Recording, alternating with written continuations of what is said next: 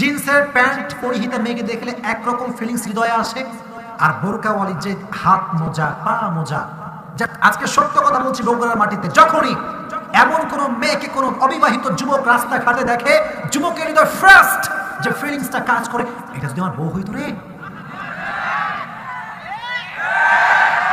এই অনুভূতি যুবকরা বলো আছে না নাই? পবিত্র অনুভূতি, হালাল অনুভূতি, যে হালাল বানাবে। আর যত সব বাজে চিন্তা, কুচিন্তা, সব বাজে পোশাক পরিহিতা নারীদের মধ্যে যুবকদের সৃষ্টি হয়, আওয়াজ দিয়ে বলেন ঠিক কিনা? আল্লাহ সমস্ত মেয়েদেরকে বোঝার তৌফিক দান করুন, পড়ে আমিন। অতএব কোন মেয়ে যদি বিশ্বাস করে আমাকে এই অবস্থায় কেউ না দেখলো, আমাকে দেখছে একজন, তিনি কে? যদি বিশ্বাসটা বিলম্ব হয়ে যায়, আল্লাহর কসম বাংলার মাটিতে আগামীকাল থেকে বেপরোয়া কোন নারী হারিকেন খুঁজে পাওয়া যাবে না। আমার বোনেরা শোনেন, আমি কিন্তু আপনার শত্রু না। আসলে ভাই মেয়েরা না, কিছু কিছু মেয়ে খুবই ডেঞ্জারাস, খুবই ডেঞ্জারাস।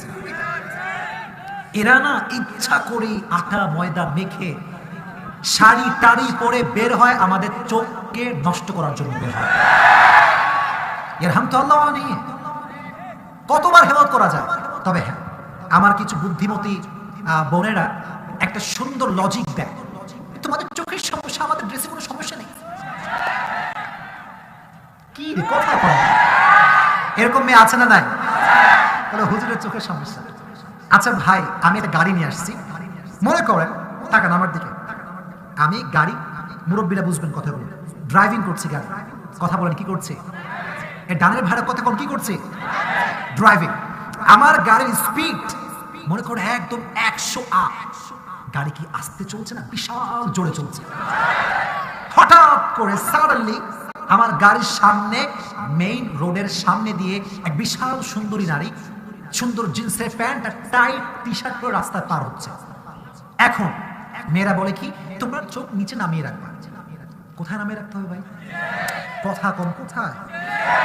এখন আমি ভাবলাম যে তুমি ভাবলা যুবক যে আবরার হুজুর ওয়াজ করেছে, মাইয়া দেখলে চোখ ডাউন, গাড়ি আছে কততে? কথা কয় না রে বাপরে বাপ। ওই 100 অবস্থায় যদি সুফিগিরি দেখায়, চোখটা একবার নামাও, তোমার গাড়ি কি রোডে থাকবে না, সোজা খালে যাবে,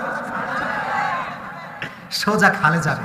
তার মানে বোন, আমি আপনাকে ভালোবাসি, সম্মান করি, আমি আপনাকে সম্মানের সঙ্গে বলছি, পোশাকটা শুধরে না, গোটা যুব সমাজ শুধরে যাবে। পোশাক ঠিক করুন, পোশাক ঠিক করুন। আপনার পোশাক দেখলে আমি বলি, যেহেতু কথা বলতে আসছে আমাকে বলতে হবে।